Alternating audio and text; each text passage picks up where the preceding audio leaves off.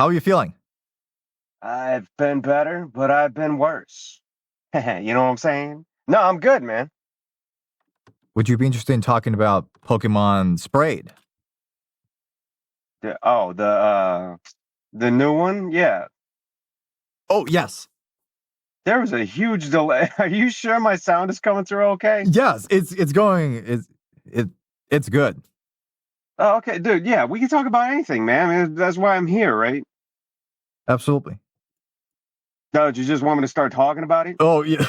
Yeah, that's usually how it goes. Oh, Pokemon sprayed. Um, I was going through I was going through a my old hard drive looking for I forget what I was looking for, but I was like, wait a second, what the hell is this? And it was Pokemon Sprayed. It was the source files for it, and I can't remember. This is way back in the day when I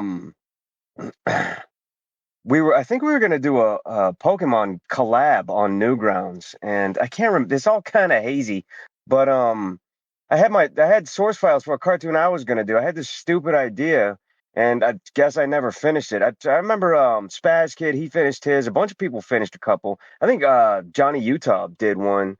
But again, this is kind of messy. But I saw my source files in there, and I said, "Fuck." They were basically just sketches of Pikachu with titties, and I was like, you know what? I'm just gonna finish this. But I didn't know how much work that would entail because really I only had like 3% of it done. So I basically had to do the whole thing over again. And so the whole time I'm doing it, I'm just like, why am I here? Why am I doing this? But whatever, dude. The end. I absolutely love the Cell Leia gag. That one's really fun. I was hoping people would get that. So I know a lot of people these days they're kind of out of touch with cell anime, and the whole joke there was if you look back at the original like season 1 Pokemon sort of stuff.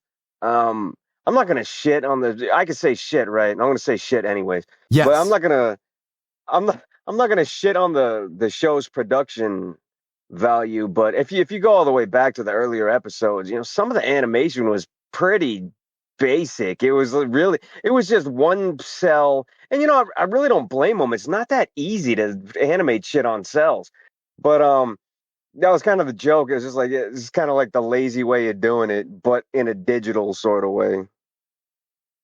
How do you feel about Pokemon Spread? That one's a classic, right? Yes. That's been a minute since I've seen it. Yeah, that was a classic. It was, yeah, and that was weird too. Like I was like minutes away from finishing this one. I thought back to myself. I was like, oh no, man, this is like a little too similar to Pokemon Spread. People are gonna be like, shit, man, why don't you get your own fucking ideas?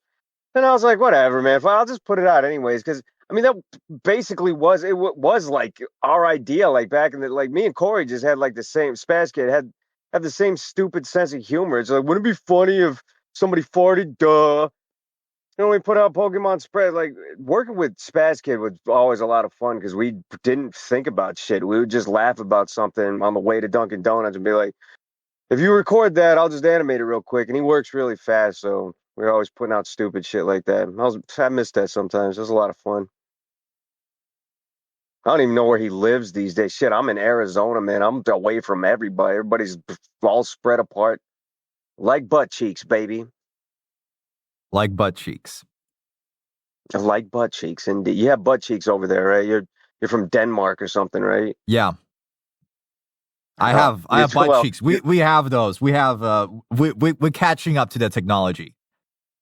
oh, guys, so you have two. Do you each have two butt cheeks? That's what we have to. Oh, okay. Oh, okay. It's like government. Okay, I understand. You can't criticize the government or else they will they will do some stuff. I'm not sure what it is. It's kind of like underground.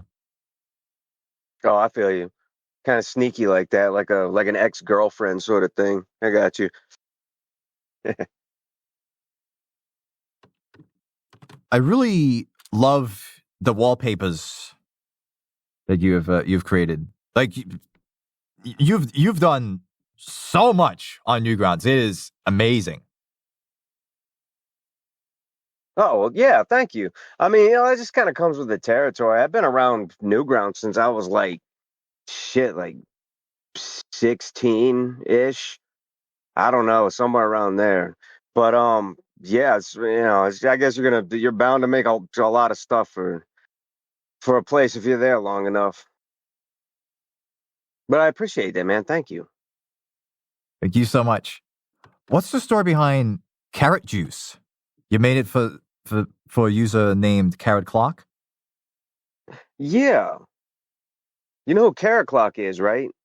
I'm not that familiar, but he's part of the Clock Crew. Yeah, yeah, he certainly is. He certainly is. Yeah, he just asked. Well, no, he was doing something, and I was like, I can make the music for that if you want, and or maybe he asked for it. I don't know. And I was just like, fuck it, here's some music.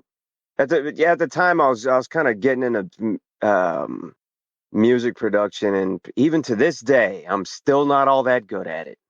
But I have fun with it, and that's all that matters. It's one of the things I enjoy doing most, actually, is making music. I just really don't have a whole lot of time to get my hands on some. It's a really, depending on what you want to do and what you want to accomplish, it's a really involved process. And there's a lot of technical things on the back end to make things sound better. It's like, and I feel like pretty much any musician would probably tell you the same thing. It's like they make a track and they're really happy with it. Then a year later, they listen to it after they've made more music and they're like, "What the hell was I thinking, man?" It's like I would have done so many things differently and so forth and so on. A lot of it comes down to like mastering and like just the overall production. But whatever, it's still fun. It's a fun ride. You also made music for Plimpton's video Valkyrie. Oh, falconry, yeah, I remember that. Yeah. Wow, that's weird you bring that up. Yeah. Yeah, that was fun to make music for too. I remember that.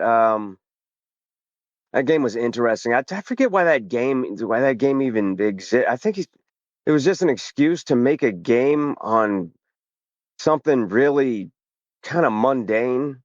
And so I threw that together.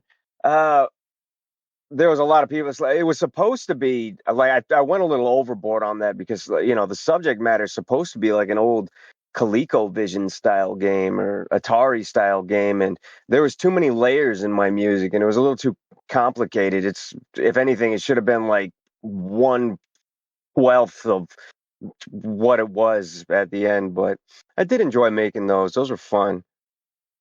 Again, that I was getting into like fiddling with the chiptune stuff like VSTs and whatnot, and I really like their sound. How did you learn to make music? Just trial and error, man. Like a lot of people in a lot of different fields. It's just well, just aside from brain surgeons, I guess there's not a whole lot of trial and error in there. But yeah, I never went to school for any of that, for anything that I really do. It's just like I want to accomplish Z. So where do I start? And start at A, man, and just work your way down the alphabet, as it were. And it's like, oh, so you listen to things, and as a musician, I wouldn't call myself a musician. I dabble. It's like a hobby. But as a musician, it's kind of dangerous to. I know a lot of musicians, and a lot of them, for example, they refuse to listen to any music except one specific genre, and they're really particular about that specific genre, and they get really snooty about it. I know musicians that refuse to listen to any music but their own music, and that's when it gets really shaky because it's like, where do you get your inspiration from? Like it, but yeah, I listened to a little bit of everything. It's like, wow, I wonder how he did that, or wow, that was a good idea for him to do that, or what. It's like I'm not ripping people off or stealing ideas or anything like that, but what they're doing is like, hey, guess what? You can also do this. It's like web design kind of in a way. It's like I didn't know that you could, make text scale across the screen in that manner and this like I didn't know you could blur things dynamically. Now that's cool. And so then you dig in there and you learn how to do it and apply it like to your own thing. Like, wow, that's crazy. You kind of like it's like a bandolier of bullets. You just it's just new bullets. You just keep adding to it to your arsenal, I guess. Yes, I've always been a fan of music in general. It's I used to before uh, my drives kind of shit out. I used to have a massive collection. I used to collect video game soundtracks, and I had shit, probably thousands of them by the time I lost my collection. And a lot of them were games I've never even played before. They just like look neat. I was like, oh, cool. I wonder what their soundtrack is like. I've listened to more game soundtracks than I've played games, I would say. And there's a lot in there because game soundtracks are really varied. I mean, one game could go from rock and then straight over to like chiptune stuff, and then another one's just like EDM stuff, and it's really interesting to see what people pull together. What are some video game soundtracks you would like to recommend? Oh shit, man, there's tons of them. Bayonetta has a really amazing soundtrack. It's one of my favorite soundtracks. And the game too is one of my favorite games. It's fucking awesome. Like the whole package is just great. Einhander, um, that's a really good soundtrack. Shit, man, you put me on the spot with that. I wish I would have prepared the list for that. But Battle Arena Toshinden 2, that's a good one. Street Fighter EX Plus Alpha, the first one on PS1, that had an amazing soundtrack for a Street Fighter game. There's a lot in there, man.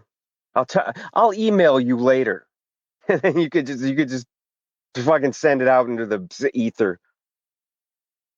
Thank you so much. I really like Street Life. Okay. I like it. It's really fun. Yeah, I had an idea for something and I did it. It's really rudimentary. Um, and I was a big fan of DMX at the time. I still am. Rest in peace, my friend. But it'd be neat if you could just do that. And I liked how Newgrounds was just kind of, do whatever you want. It's like, oh, you could put titties in here, cool. So there you go. It was kind of like cathartic in a way just to do something that really didn't have much in the way of rules and stuff. And truthfully, it's not really a game so much as it's like a point and click thing. Everything's just there wasn't any programming involved really. It was just like click this button and then something happens. And it could be a website for all that matters really. It's just like a go here, click or up that. There's really no fucking Easter eggs or anything like that. It's pretty basic, but that would be interesting. I don't know how it works these days. I guess Flash games still exist in one way or another, but that'd be interesting to I've always thought it'd be interesting to see people take something they made, when they were first getting into Flash, um, be it like a game or a cartoon, something like that. And, years go by and they revisit it and remaster the original one with what they know now. I always thought that'd be interesting to see. Like if I did Street like now, it'd be all over the place, man. It'd be great. What's the story behind the animated GIF for when the protagonist watches television? Oh, I don't know. I just found that somewhere on the internet. Like I don't fucking know. I can't believe you remember that. Gee, man, that's a fucking blast from the past. I remember it now that you brought it up. Shit. Man, oh man, that probably does not. Anybody listening right now, don't even touch that. Again, I made that shit when I was like 16, dude. I was drawing everything with a mouse and stumbling over every step of the way. It's terrible, but whatever. You also had your AOL AIM, and your username was the Stamp Man. Okay, Did people contact you over AOL? where'd you find that out? Is it like in a movie I did? It was in the end credits of Street Life. Oh wow, was it? Shit, man, that's crazy, man. It's because AOL doesn't even fucking exist anymore, as far as I know. I think Verizon bought them. I don't know why. It's like who wants to buy AOL? um, But yeah, like people yeah, that I remember AOL was really big back then because like what? Like that was like in 1998 something. That was well over 20 years ago. Um but yeah, that's how pretty much everybody got in touch with each other. You know, a lot of people I met and I still talk to. Matter of fact, I was just talking to a dude just today that I met through AIM through Newgrounds. He's like, "Wow, man, it's good to talk to you again." I was like, "What the fuck? You're still alive? Damn!" But yeah, and he's working on his own thing too. It's interesting. Some people are just still out there kicking, dude. It's neat. But yeah, pretty much everybody was on AIM, dude. If you were on Newgrounds, people were just like, "Yeah, dude, what's your AIM? I'll send you this shit." Yeah, that was pretty common back then. I don't know what people use now. What Facebook Messenger, that piece of shit. You also used to make wallpapers and customize your icons. Yeah, I was really big into customization back in the day. A lot of people were. There was a really big scene for it, but I just not so much these days anymore. I think people kind of grew out of it, but that was another thing I used to do. Like you make skins for like Winamp and little Windows themes and shit like that to kind of customize your whole Windows experience. But that was back when people were using Windows XP and into Windows Vista. Oh God, Windows Vista. Shit, I'm using Windows 7 right now, man. Fuck all this new shit. Windows 7 works just fine for me, baby. And that's awesome. Is it though? It Is it? is. It is awesome. Bin Laden. Oh yeah, I forgot about that. That was an attempt at being edgy. That's kind of stupid. I guess everything's an attempt at being edgy. But dude, it's like these days I would never even fucking like, political edginess. It's like, but these days it's just like I don't care. I don't I don't care. And like I wouldn't even touch that shit these days. Like dealing with matters of a political nature. Jesus Christ, put a bullet in my head, man. This shit gets so fucking old, especially these days. God, you can't even go to a fucking bar these days without somebody having some sort of fucking pointless political discussion about this and that, and like any of it matters at the end of the day. It's just a waste of fucking airspace. I just pray for people to talk about anything other than fucking politics, man. And it doesn't matter. Just talk about fucking lasagna for God's sakes. Fucking bore me with another fucking personal opinion about Biden. Like I give a shit. You know my opinion on Biden? He's no more important in my life than the tree stump in my backyard. It means nothing to me. Like I'll care about what Biden does the day he walks through my front door and slaps the sandwich out of my hand that I'm eating. Other than that, it has nothing to do with me. No pull on my life, and nothing. It doesn't affect my day to day at all. See, now I'm just bitching about politics. Now I'm doing it. Whatever. It's Yeah, a I don't vicious even cycle. remember that cartoon. It is a vicious cycle. Yeah, I barely even remember that cartoon, but whatever. It's like really that's what you thought funny. That's what humor was to you back in the day. But yeah, again, I was a fucking kid. It's like, haha, it would be funny if you Bin Laden was molested. It's like this is funny. It's like no part of it is funny. Well, whatever. You can't go back and scold yourself. K-Fed Dancing with Fire. And that was Oh yeah. you fight Kevin Federline to death. Yes, indeed. That was more like uh Tom and Johnny Utah. That was more their baby than mine. Like I just kind of stepped in and did I did a lot of that for a lot of people. It's like polish work, basically is what I'd call it. So like for example, for that game, like Jeff did all the art and stuff like that, but then like it's like, oh, we need a logo and like a title screen. So then I'll do that for them. It's like I'll just like kind of polish it.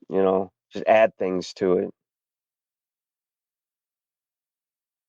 Yeah, that was a fun one. Oh yeah, I think I made the music too, but that really doesn't stand out.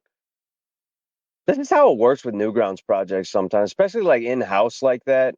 Is you just lean over and ask somebody if they got a spare second to do something for you. Like Johnny Utah used to do that for me all the time. Like, hey, dude, could you do this real quick? He's like, yep, there you go, done. Don't really think about it. You just kind of do it. Newgrounds worm.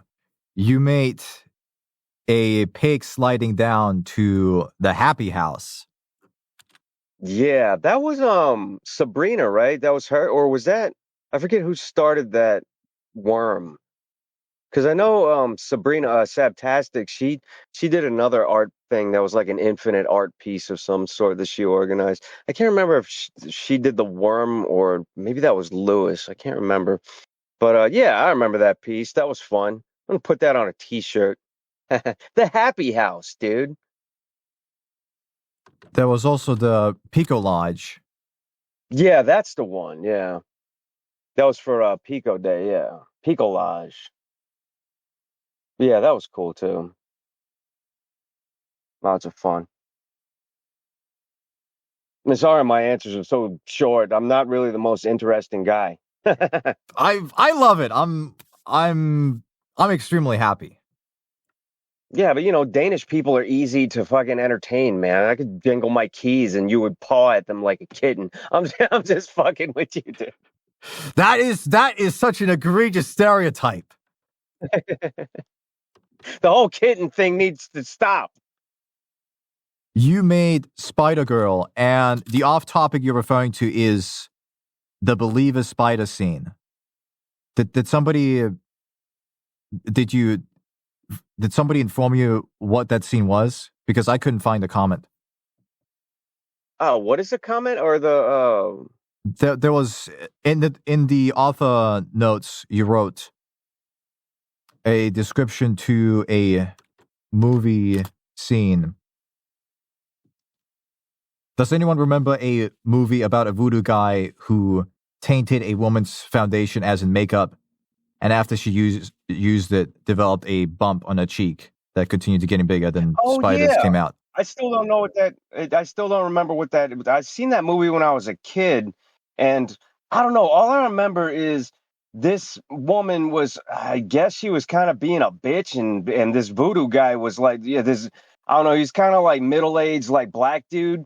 He didn't like her personality, I guess. So he took her makeup and he like rubbed his fingers in it, and she was like, "Fuck you," and this and that. And then she later on she was putting her makeup on, and then she woke up one morning and there's a little bump on her cheek, and she kept waking up, and it looked like she was like the one side of her face was turning into a zombie. It's like rotting looking, and it's like, whoa, what the fuck's going on? And then one day, like the face, like her face busted open, and like baby spiders came out and just crawled all over her shit. I can't remember what movie that was, but that fucked me up when I was a kid. It's kind of like that new shit with uh for a visual example, Monster Hunter, the new one with Tony Jaa, where he had like all the eggs and shit hatching him. It's kind of like reminiscent of that. Well, I guess vice versa, but whatever. Yeah, I can't remember what the fuck movie that was.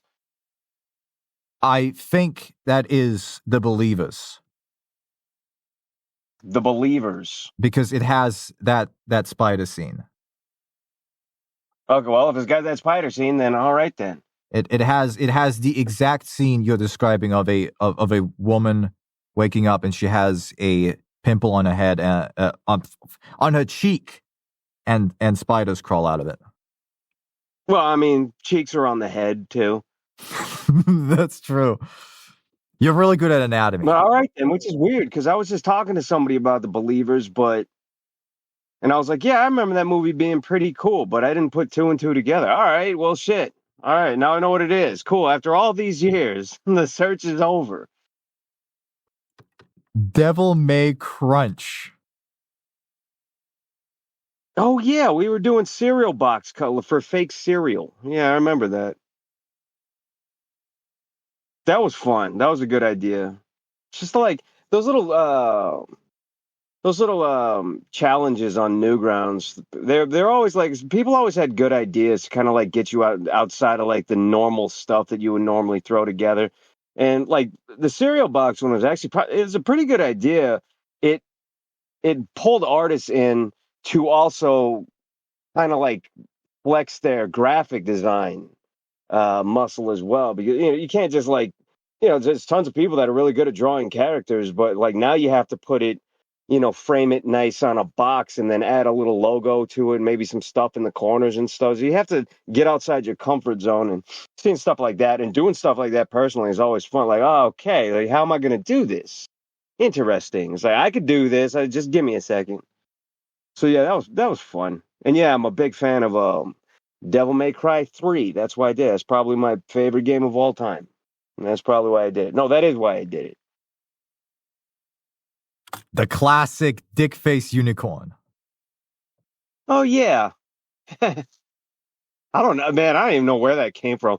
This is like casual ideas. Like it was, we need a funny idea. And tons of people drew them too. Like it's that. I think that was like another challenge too. It was just stupid. Like unicorns with dicks for horns. This is back in the day. It's like everyone's childish. Dicks are funny, huh? They still kind of are, but yeah, that was fun. That turned into its old fucking thing too. Like we had like a little doll for a while there, and that was cute. It was fun. Your classic animation. This one, it still confuses me because I vividly remember Rebecca. Okay. Yeah, that would say it kind of secured a special place in people's hearts. Um, for I guess for obvious reasons, it's fucking just weird. But that's the thing, man. It's like people try to break it down psychologically, and there's a lot of people that like, even to this day, it's like I guess like, dude, fucking Rebecca, man. It's like even to this day, I get them like a couple times, more than a couple times a week. And it's like I guess it made some sort of an impact, but it like people like, what does it mean? Like, what's the deeper? It's like salad fingers. Like, oh, I'm gonna break all this down, but some shit is just weird for the sake of being weird, and that's all that was. Like, I'll be the first to tell you that there is no point to Rebecca. It's just create your own adventure in your head, man. It's like these two guys know each other, and there's this weird thing going on, and it could be anything you want. It's just stupid shit strung together. So I hate to break it to everybody, but that's all it was. It was just nonsense that I put together. And you throw a kid in the mix, and it just makes it weirder. This is awkward. What's it called? There's a term for it. Cringe Whatever. humor? I'll just stick with Cringe? well, yeah, if you want to call it that. But yeah, it's just awkward. Yeah, there's a lot of like weird, quote unquote, like fans of that shit.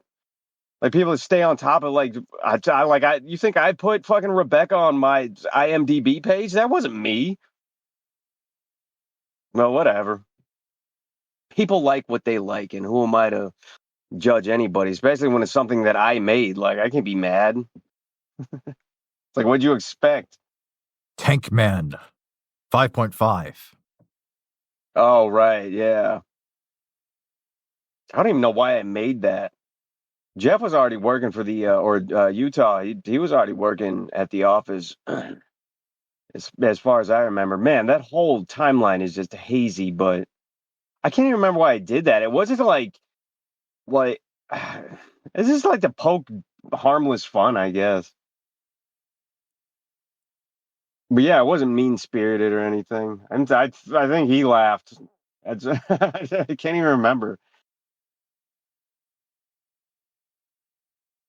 Sometimes you just do things because they're stupid, and the end. Why not?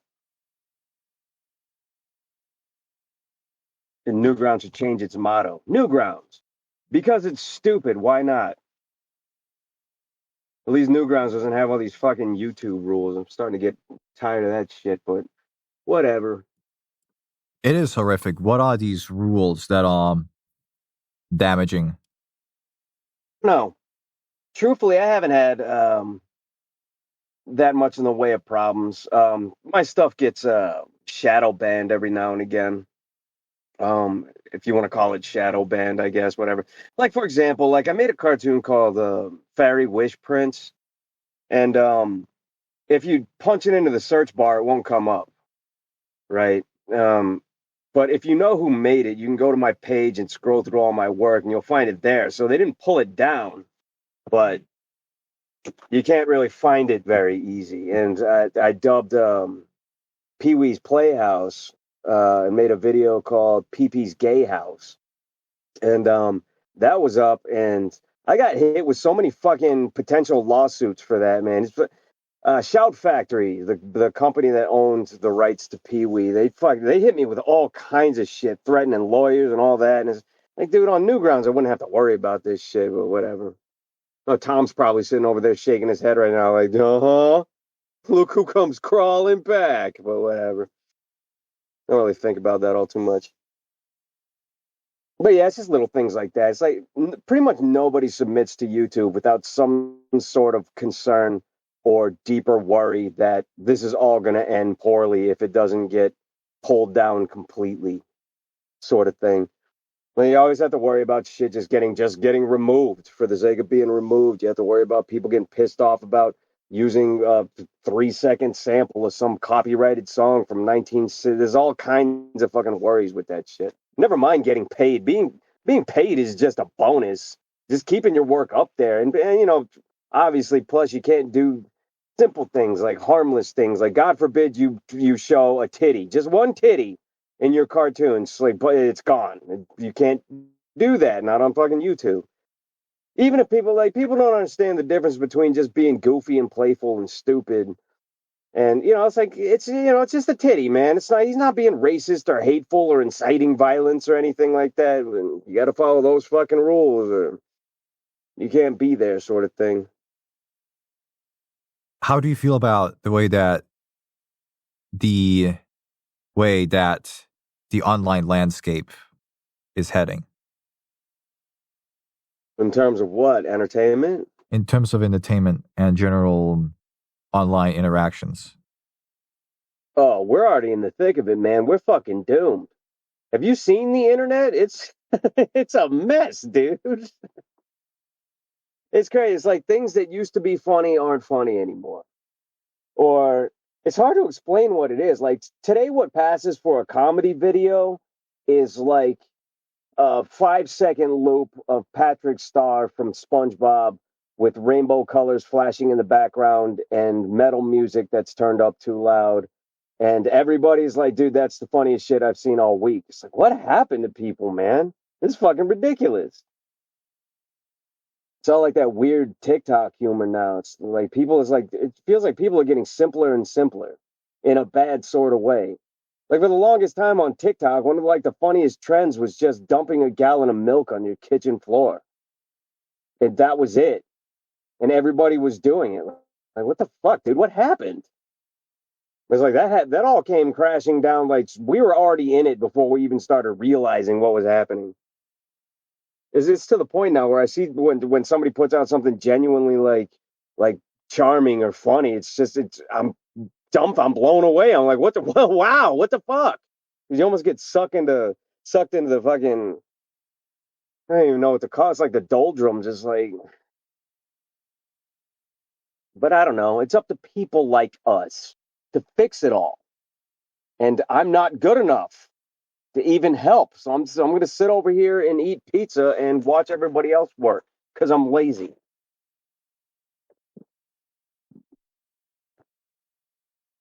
It's either that or just, become a Let's Player. That's an easy way to fucking do anything these days, I guess. That's what everybody wants to do.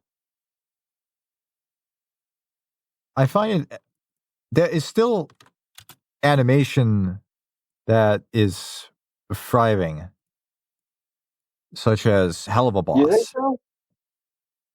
That's true, Very yeah. like a very, very small percentage.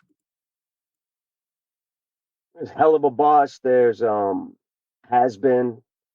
Um, there's a couple things like that. Some of them get picked up by networks, and that's always cool to see. It's like, cool, that's cool, you did it. But then I don't know. It's like wow, congratulations, you did it. But then again, like these days, it's like I don't know. Sometimes that's just a death sentence. It's like either for the series or for the creators, they're gonna get completely worn out with all the politics that goes on behind. Like entertaining people these days is a lot more involved than people understand.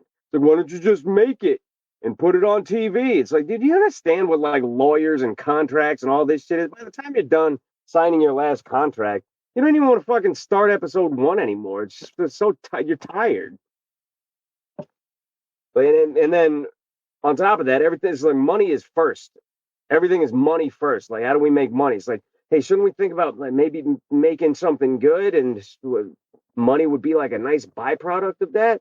Like, no, no, no, let's talk money now. Whatever, man.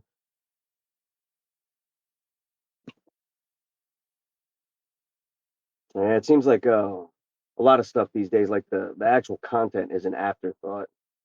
Like Marvel is a good example of that. It's like, oh shit, what IP hasn't been used yet, or fucking, or what character hasn't been used yet? It's okay, well, buy that one. And like, why? Like, do you actually want to make a movie about fucking Iron Leg or whatever the fuck? Like, no, but we have to own it and make a movie now. It's like, but why? It's like, do you actually want to do? No, but it's money though. You know how it goes.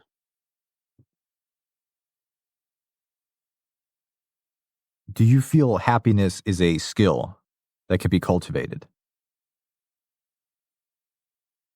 Yes and no.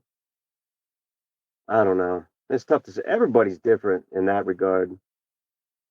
Would you consider yourself a happy person? I would actually consider myself to be a happy person. But I used to be very, Content? very unhappy. Like unhappy in like a depressed sort of sense. Yes. And what made you pull yourself out of it, might I ask? No longer being in school and having more freedom. That's fair, I guess. Yes, I'd imagine that being out of school is kind of puts you in a mindset where you feel like you're more in control of your life and what happens tomorrow. That is true. I never went to school, so I wouldn't know. What are you talking about, like college? I went to special school, Oh, like the short special bus? college. Gotcha. Works for me. So it wasn't Happiness, though, I wasn't don't too know, man. difficult, but it was just mildly annoying. Oh, I feel you, man. That makes sense. I think people have different ideas of happiness and what happiness means to them. And, my formula wouldn't necessarily work for you or anybody else. Am I a happy person? No. But who is? Especially nowadays. What's the story behind Pico Epilogue? Um, is that the one that Jeff did? Because again, that might just be another one that I just helped out with. Like, if I remember right, Pico Epilogue was something that Johnny Utah did. And I chipped in with like backgrounds and stuff like that. That was another collaboration sort of project. Might have done something else to it, but I think he did that for Pico Day, which I'm sure is still celebrated. I don't know if people come out for Pico Day very much anymore, but It is still celebrated. yeah, I'd imagine so. What was it like being a part of Queers of War? Oh, that's always fun, man. Yeah, back in the day, we used to play lots of Gears of War and yeah, Queers of War. That was always fun. And I think, yeah, wow, that's a throwback. Yeah, Johnny Utah made one. Tom made one, and I remember Tom went to a convention, and I forget how it went. I think Newgrounds got in trouble for having that up. Like they were upset. The Gears of War guy, I think that they were upset about being parodied like that. But then Tom went to a convention, and Cliffy B came up to him, and he was like, "Tag, bitch." So I guess Cliffy B got a kick out of Queers of War, but it's all it's like the Street Fighter collab. It's all in good fun. It's like again, it's not intentionally hurtful or hateful or anything. Most of the people that made stuff like for the Street Fighter collab, in particular, like most people made cartoons for it because they love Street Fighter. I love Street Fighter, so does Jeff. Like nobody was being mean spirited about it. It's like we just did it because we thought we'd like Street Fighter, and I think that was to kind of ride off of Street Fighter 4 coming out, and we were all pretty big into Street Fighter 4 at the time. 5 not so much. I think people are getting into 6 these days, but yeah. And that's the end of my Street Fighter tale. Blamformers. Oh, yeah, that was fun too. Blamformers. I just thought it would be funny if uh, Starscream and Megatron were like roommates. And not to toot my own horn, but it was funny. I don't care what anybody thinks. It was just like you take something so grand, and that's a good way to do. It's like if you got like writer's block and you normally do comedy stuff, just take something that's really grand and just inject it with a mundane situation. You got these giant transformers that they're always at war and this and that, and now they're complaining about toast with jam. There's something like that. It makes a serious situation ridiculous. And that's what a lot of the collabs were. It's like a lot of these franchises are supposed to be serious, and you just make them ridiculous. Just make them childish. Just make them bicker about stupid shit. And yeah, that was fun. A lot of people made stuff for that one too. What is it like to do a collab? It's actually really eye opening in a lot of ways, and I learn a lot. I learned a lot, kind of piecing them together on a technical sense, but also like how people operate and how people like because when you organize a collab, it's like, hey, make a cartoon and send it this way. And obviously, I have to open up their source files and migrate everything over. Sometimes it was like pulling teeth, dude. Like some of the collabs, because there's a lot of technical limitations. Like it got to a point where I forget what the exact numbers were, but if one of your Flash documents gets too big, you can't open it anymore, sort of thing. In terms of file size. Or you certainly can't export it anymore. So you have to do things sequentially. And this is back before there's a little piece of software that a lot of Flash guys use called Swivel, and that converts your Flash cartoons into videos. I don't know why I'm blanking out on all this simply shit. But that wasn't around. Nothing like that was around. So and Flash files in general, like the SWF, the output files, the movies that you actually upload, they have their limitations too. So a lot of time, like, and you had to keep a lot of people's cartoons under a grand total of like 20 megabytes. And that was really hard to do when some people were sending you files that were, like 100 megabytes by themselves. So you have to go in and fix a lot of artwork for people and get rid of stuff that's not necessary. But it was all worth it at the end for just to see it all come together and to see like everybody kind of fishing off the same boat and stuff. It's nice. It's like a family sort of thing. That was always fun. We should just do one just randomly. Like, what's a franchise we could do a brand new collab, the 2024 collab to bring back Newgrounds collabs? What's a franchise we could use? Tank Man. Tank Man, the collab? Tank Man, the Tank Man collab. That's weird. Because that's never happened before, has it? No. That's a really good fucking point. Everyone could just do Tank Man shit with their own little Tank Man designs. That's actually. I'll fucking text Jeff. It's like, hey, dude, we should just do this. And he doesn't even have to do anything. He should probably just dig through his fucking file folders and be like, fuck it, there's one that I never fucking used. That'd be interesting. I'll toss that idea around and see what happens. Maybe breathe some life back into I was going to say Newgrounds, but that's not really just like breathe some life back into myself.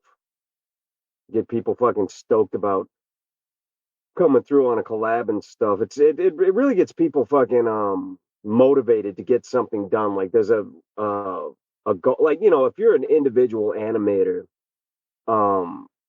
your goals are basically set. Like your deadlines are like you set them. So it's like really your job, just your job to fucking meet them, unless you're working with other people. But if you make cartoons, man, it's like either you get it done by X time or it just doesn't get done. The end, nobody cares. But yeah, when there's a collab out, it's like have your pieces in by this date. It gives you something to wake up for, you know? And that's cool. Maybe we should just do another collab. I'd totally make a Tank Man, little Tank Man thing. That'd be fun. I wonder how many people would be down to like this. I need to go back to Newgrounds and start digging around because I've really been. And it's not, a lot of people are like, why'd you turn your back on Newgrounds? I never really did. I just got fucking busy, dude. That's it. That's it.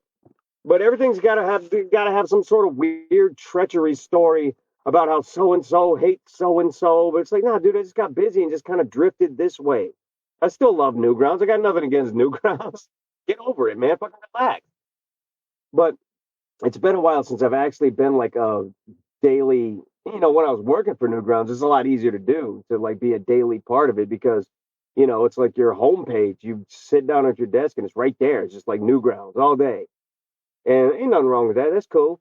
But when you kind of like when you drift away from that shit, it's like now my days are stuck, designing websites for people. Like I just designed a website for a company that what do they do? It's like a halfway house for clinics and whatnot.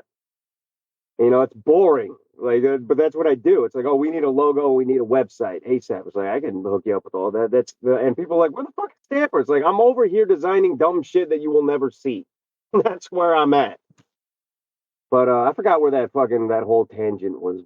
Oh yeah, I was gonna say it's been a while since I've actually like actively just kind of dug around Newgrounds and was like part of the community in the forums. I remember the forums were kind of getting with like it kind of seemed like there was a lot of people that are telling me it's like, yeah, this place is cool and everything, but I feel really uncomfortable in the community sometimes, like I'm not allowed to be there. Like, nah, dude, it's like everything's fine, man.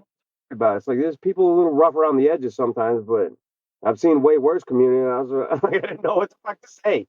Newgrounds is peace. So the people. Oh God, I keep beating around the fucking bush.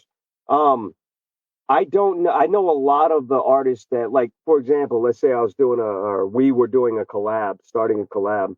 Um, I knew like maybe shit 20 guys that we could just immediately reach out to, like, yo, you want to be part of this? And it'd be like, yeah, sure. But I don't know but I know artists come and go in terms of, like the old Flash artists, they come and go. And it's not like they're gone. They're just off doing their own shit. Like Ego Raptor, he moved on to do this. He might animate every now and again now, but he's doing this thing now. And these guys are over here doing this thing now. And this person's over here, they're working in a fucking studio doing this thing now. But that doesn't mean that new artists haven't come in. And again, here we fucking I don't know who like the new blood is, or if people would even be interested in fucking jumping in. I'm sure they would, but I need. You know what I need? I just need to fucking boot my account back up and be like, hey guys, sorry. Like I'm like the guy that went out for a pack of cigarettes and never fucking came back. I'm afraid if I go back, people are gonna be like, oh, look who comes crawling back. Fuck off, dude. But yeah, I'd like to see. Like, do you have any recommendations of some of the new shining stars around Newgrounds that I should check out? Now's your chance to make somebody's day, dude. I can't see help. He's amazing. Okay, I can't see help. I got you. Why don't you marry him then, queer? Well, maybe. Who knows? I mean, in fairness, yeah, who does know? My face is gonna be red next year when you guys are married, but all right. So yeah, it'd be like little guys like that. We could just contact and be like, "Hey man, you want to make a little cartoon? I'll just gotta be like 20 minutes long or 20 minutes. Fuck, it's got like 25 seconds long, something like that, and we'll just string them all together, make a Tank Man collab. You know what? This is interesting. I'm gonna fucking hit up Jeff and be like, how do you feel about this dumbass idea? Because I mean, he's working on fucking Nightmare Cops. Somebody's gonna listen to this in the future and be like, wow, this is an old fucking podcast, man. Nightmare Cops has been out forever.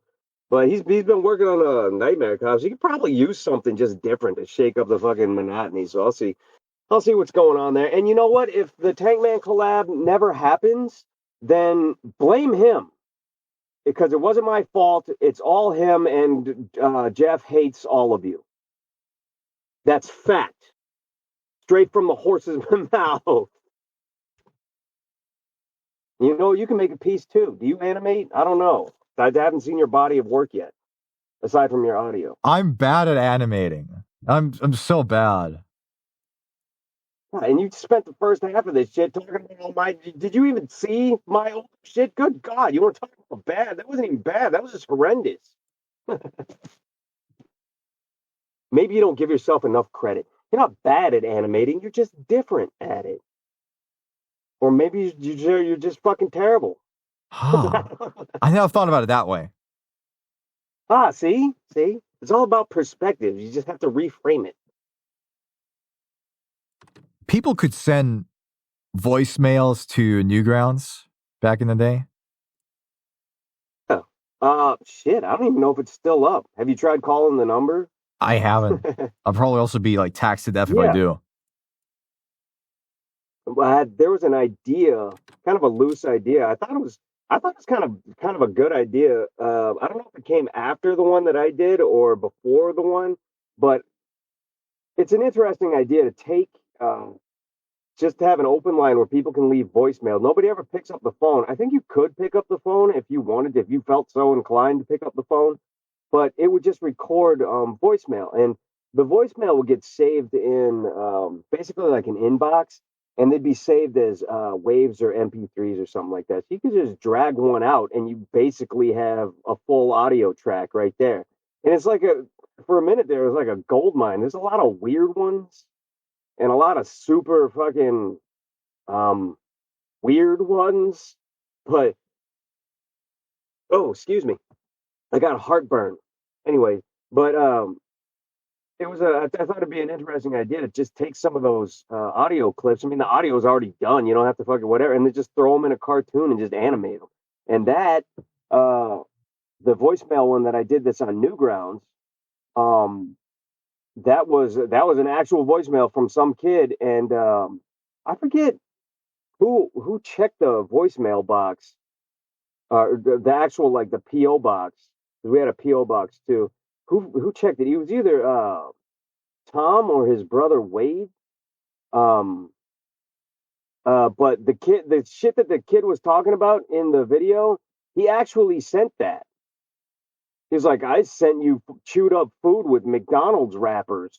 I had a Big Mac and a quarter pound. He did that though. He actually, and I can't remember if it was Tom. It might have been his brother, but yeah, they opened the box and it's like, what the fuck is this? And just threw it in the trash. At the end. But yeah, there's a little fun fact for you. That shit, the kid. And then I was like, oh, damn, if he really did that, he said that he sent a bomb here too. I'm going to take off the next couple of days because I don't want to be here. I mean, the kid might be insane. I don't know. Maybe he's like gearing up to be a supervillain or something. And he just started really kind of weak, like Butters from South Park. It's one step closer to world domination. One baby step closer to world domination. One box of McDonald's trash closer. Metal Gear Solid Flash collab. Disc 1. Somebody gets piss on their face. Yeah, that's the extent of my fucking comical genius right there. It's like, and then what? I couldn't be a comedy writer because all my punchlines are going to be like, I don't know, and then somebody gets farted on. Well, okay, do you have anything else? Yeah, somebody gets pissed on. I would get fired in like 3 days. But yeah, that was another one that was like super big for its fucking britches. We had to bust that into 2 parts. And I'm trying to remember something. I remember a fair amount of the skits in that. And I think we thought about doing that one along the same time that Metal Gear 4 was coming out. Because I remember me and Jeff, I think Jeff actually turned me on to because I was a big fan of Metal Gear 1, the first one for PlayStation. But going back to play it now, if you haven't done it, I wouldn't recommend it because the controls are fucking so infuriating, dude. It's kind of like that weird, wonky, like tank control shit where you have to like kind of turn your guy. Like none of the controls make any sense. None of them are fucking fluid at all. And then part 2, everyone fucking blows that game and is like it's the best thing fucking ever. But see, I didn't really care for part two because like 99% of it takes place on this oil rig with these peach colored walls, and it's like a looping fucking nightmare the whole time. It's boring as shit. But what was it a bad game? No, but what? But then three came out. Three was kind of like a mini masterpiece. So I was looking forward to four, and I did like four, but this isn't a video game podcast. Um, but yeah, I think we put that out to kind of like coincide with that, or maybe like right after that. But yeah, because all the clips from that I used were from my piece were from Metal Gear 3, and I learned really quick how good the sound design is in that game because I had to find the most secluded places because I had to record those voices from the game. And I think I just did it from my TV with a microphone sitting in front of it. But that game is so rich with sound, it's fucking ridiculous. Like, you don't really hear it until you're recording it, but there's always like frogs chirping and something happening, like wind coming from the right speaker and not the left. It's got like stereo shit happening all the time. So you have to like hide in some weird not even a cave because now there's like water drops echoing everywhere. God damn it. Just to make a stupid ass piss joke. I remember that now. That shit was a pain in the ass. It was harder for me to fucking make the audio track than to animate the whole fucking thing. It's like, wouldn't it be funny if she peed in his mouth? Yeah, I guess it was. It was a pain in the ass to make though. What was the story behind Circle and Square? I don't know. But at the end of the day, it was kind of like, dude, you can make anything funny. You could I bet you can make two shapes talking funny. It's like, well, let's fucking give it a shot then and see if it works. And so I made the first one, and I think the other guys made a couple too. And that might have been geared up for a collab. I don't think a collab was ever thrown together, like just like the shape collab, or maybe that did happen. That sounds familiar now. And then I think it did happen. Shit, it's just been a long time. I'm not trying to forget things, but it's just been a while. And then part two was just like it, that the thing that made part two funny for me was to take part one and then make it like epic or try to make it epic, um but still keep just two stupid fucking shapes. Yeah, it's a good example of I'm not like tooting my own horn or anything, but it's a good kind of a guideline for people to use if it's to not it's I know a lot of artists they beat themselves up and it's like you're overthinking everything. If you have a goal in mind. It's like it's okay, man. Just chip away at it, and you'll get there eventually. But like a lot of projects just get canceled because people overthink things. They get overwhelmed with shit, and it's like if you have a point to make, or just like you just want to make somebody laugh, or you want to make somebody think about something real quick, you don't have to go overboard and kill yourself doing it. That also doesn't mean you have to be lazy too, but there's ways about like going about doing things where like Circle and Square is a pretty good example of that. It's like you just want to make somebody like, huh, like a little wistful or fucking chuckle at something. It's like, yeah, all you need is a circle and square, dude. That's it. And if you want to do more, then by all means, do more. The Street Fighter collab. Yeah, again, we was all big fans of Street Fighter, and more than happy to fucking put little cartoons in there. And because I would say that like I'm not like a master at Street Fighter or anything, but yeah, we certainly played enough of it, and I've been playing it my entire life. And I was like, shit, man, if we're doing this, then I really need to come out like with something really special. I started a bunch of different cartoons, and it was getting close to the deadline. And I was like, well, fuck.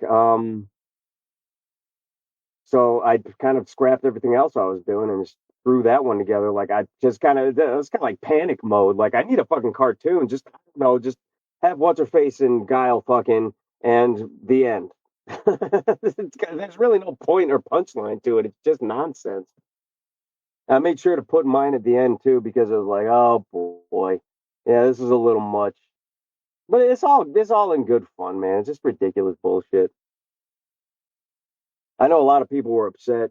There's a bunch of people that want to be, after a collab comes out, they want to be like removed from it because like my shit would make them look bad. Like, I can't even show this to my family. It's like, okay, nobody's asking you to. Who cares? Like they give a shit. Like your parents give a shit about Street Fighter cartoons from a website on the internet, dude. And so just show them your piece then. The end. But whatever. Comes with the territory, I guess. You also played Third Strike. Yes, I still do. What are the difference between Third Strike and the other Street Fighter games?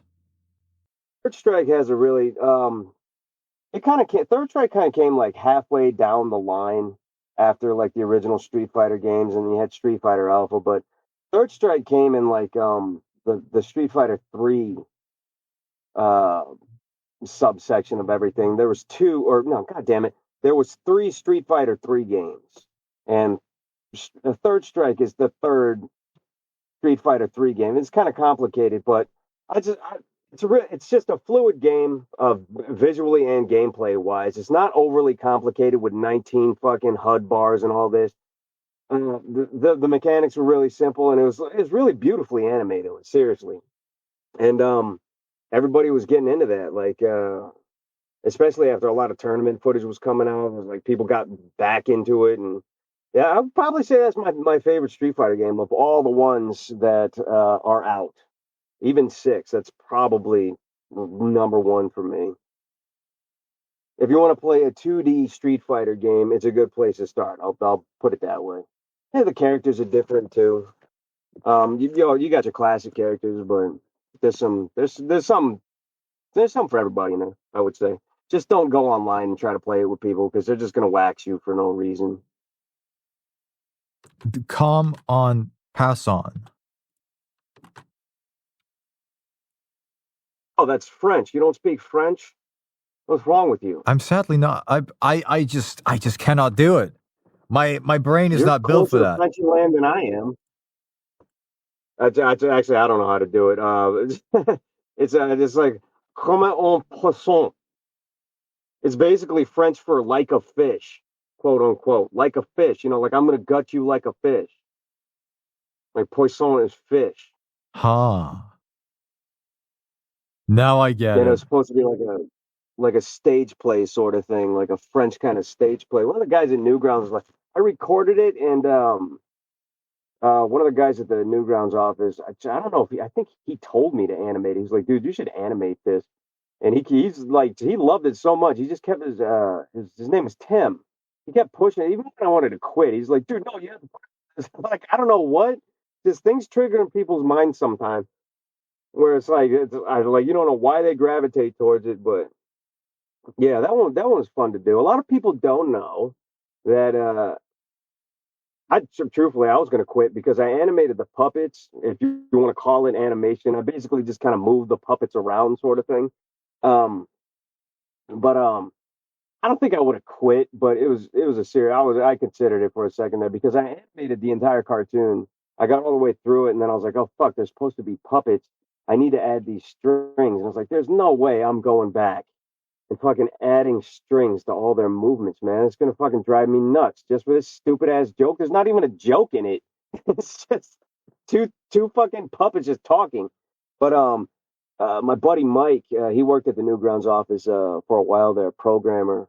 Um, I was like, Mike, can you figure out? I'm gonna draw one line, a cable that's got like little specular highlighting on it, and I'm gonna put these little points all over my puppets here.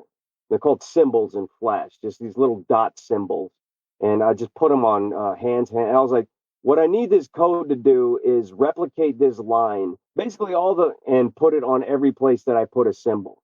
And so I just kind of like put the dots everywhere, and when you export the movie, the lines just kind of shoot up. And so all the lines, all the cables in that cartoon were done with code; they weren't animated.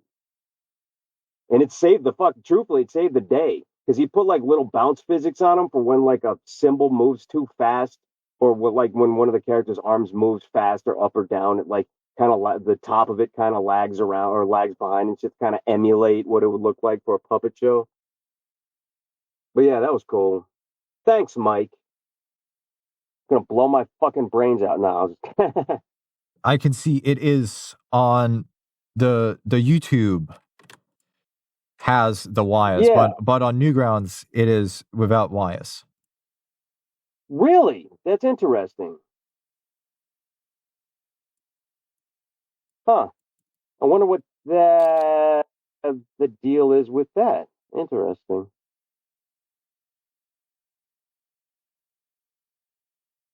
I'll have to look in. It's not even really all that fucking important, but whatever. African dudes. Yeah, that was good Africa old dudes, I Africa mean. dude. Yeah, well, whatever. Same difference. Matter of fact, yours made more sense than Africa dudes. It should have been called African dudes, but whatever. Um, yeah, that one was uh I remember that one started because Jeff was Johnny Utah. He, if I remember right, I might get it. He's gonna punch me in the face for getting all these fucking facts wrong. But you can't fucking blame me. It's been like a decade. But Jeff used to go to this dentist, and he was like, dude, my dentist is really fucking, because Jeff has like fucking, blip, he's got gorgeous fucking teeth. That's one thing that I fucking miss out on, dude. It's like, and all I have to really do is just brush them and go to the dentist. Like, Jeff has really fucking nice teeth, so he's not like religious about it. He just stays on top of dental hygiene like a normal person should, and I don't. I smoke like 90 packs of cigarettes a day and drink more coffee than I weigh. But so he was at the dentist again, and he said his dentist is kind of weird because he's got all these weird like scary African masks hanging up around his office and on his walls and shit like that. So I guess like Jeff is like sitting back in like a dentist chair, and while these fucking scary African masks are like circumcision masks or warlord masks and shit are just all around. And he sketched one. Jeff actually sketched the angry guy in mine. I just gave the guy like a body and a spear and shit like that. It's like, dude, it would be funny if we just like had these guys, just talking about dumb shit, and then everybody got in on it. And I remember we did a collab for that one too, and it was fun. And that one was it's kind of cheating, but kind of not because it makes sense because they have fucking masks on. But that one took a lot of the fucking work out of making little funny cartoons because you don't have to fucking lip sync anything. There's a mask there the whole time, so you just kind of have to bob their heads around. I know a lot of guys kind of busted ass on like different movements and stuff like that, but really, I just had to draw two pictures and make their heads move a little bit, and then they could talk about anything. And that's another good example of just have two guys talk about something stupid that they otherwise normally like. Freaking dudes don't just sit around like in villages talking about McDonald's drive-through and shit. It doesn't make any sense. But it's like I wouldn't say the lunacy of it. It's like uh, man, this word keeps fucking slipping me. It's like the stupid nature of it. That's what makes it work, I guess. How did you write your part? I didn't. That's truthfully, like if you look at the grand majority of my body of work, I don't write. I don't write any of it really. It's like it's all. That's not to say I'm a fucking genius or anything like that because half my shit is just stupid. It's really, but I feel like that's the way that a lot of animators and people that write scripts and stuff like that, they miss kind of like the human nature of everything. So it's like, oh, they write a script out, and it's like, dude, when you write a script, you need to say this out loud. And 9 times out of 10, you'd be like, oh yeah, people don't really talk like that. And where are the car keys, Martha? I need car. Like people don't talk like this. Like what you need to do when you're making cartoons or recording audio for stuff is just have bullet points. That's it. It doesn't matter how you get there. Just make sure you nail the bullet point. So we're going to talk about McDonald's. And he went to the drive-through. So I was like, okay, so I was at the drive-through today and I ordered some chicken nuggets. So okay, and well, when I got my chicken nuggets, she didn't put any sauce in the bag. It's okay. So like the whole point about that is, tell him to go away. So it doesn't really matter how you get there. You just say shit. You know what I mean? If that any of that babbling made any sense. Like normally when I make a cartoon, it's probably 90% of it is fucking ad libbed because like well, you take a cartoon like Fairy Wish Prince, like it's got one punchline in it where he says that he can't afford an Xbox. Everything before that was just fucking me saying shit. and then I'd cut out a few little things, and that's it. Like none of that was like written out really. It's just I knew what I wanted him to do at the very end. All the other shit was just fluff. You know what I mean? And truthfully, I think a lot of the guys at like the Newgrounds office and other people, they pretty much did the same thing. They just went in there and just started talking. And the other thing about like Africa dudes too is like you just use your normal voice. It's part of the idiocy of it. Like these guys are just speaking like full blown English and sound like white boys. So you don't really have to try. You know, it's like kind of like this podcast right now. Whatever you're doing here, this piece of shit. Let's see if you're paying attention. I am trying to make the podcast a big piece of shit. Oh, okay. Instead of a small piece of shit. I think it's going pretty amazingly. All right then. Well, we're doing something right then. Twat of the walk. Oh yeah. I don't know. I just found this photo of that fucking chick, and I was like, I bet she talks like this. And I bet she's a bitch too. The end. Zone Sama. How did you end up collaborating with Zone Sama? Oh, we used to talk off and on. Super, super good person, man. Really down to earth, really nice. And you know, you come to find that out about a lot of creators. The people that make the most, you know, quote unquote fucked up shit are normally the most well adjusted and easy to get along with and nicest dudes. I don't know why. It's just the way it fucking works. Maybe it's because they can get all their fucking angst and emotions out in an art sense, but you need to watch out for the people that make the most family friendly stuff because those are all the fucking psychopaths. Trust me, those are the weirdest motherfuckers on earth. You don't want anything to do with them. But yeah, we were just talking one day, and he's like, oh, "I got this, you know, his show. I knew he was doing a show. He's like, I got this show. You want to just jump in here and do a thing?" And I was like, "Yeah," for like the interview thing. And that was easy, man, because he was like, there's another one right there. I just opened my mouth and started saying shit. But I was like, so what is this? Like, he was like, oh, I just want you to just basically do that. Just go in there and just say shit. I was like, no problem. So I just went in there and blah, blah, blah, sent it over. Actually, uh, I sent him two. I was like, well, here's one and here's another one. So that thing goes on so long because he was like, dude, this shit was so funny. I had to use both of them. So he just strung them both together. I thought he was only going to use like half of it. But yeah, it was super easy to work with him, man. What are some qualities in art that you look for?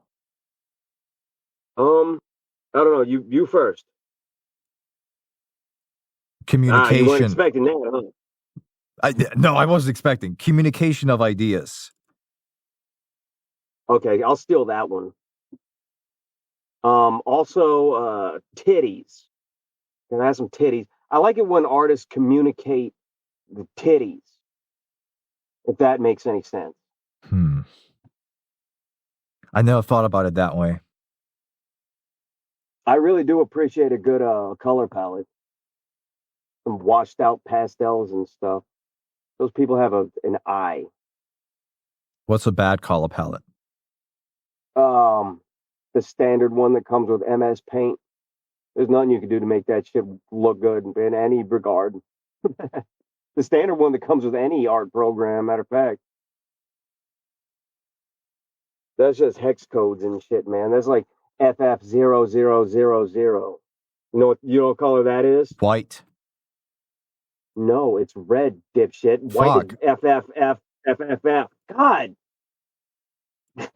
I you just said don't. that with such conviction. I'm trying. White. That's okay. Nobody can fault you for trying. Yeah. Do you believe anybody can be funny?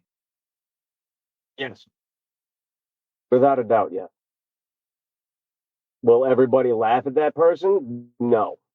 Or find that person funny, rather? That's a better way of saying it. No, of course not. People don't find me funny. Lots of people don't find me funny.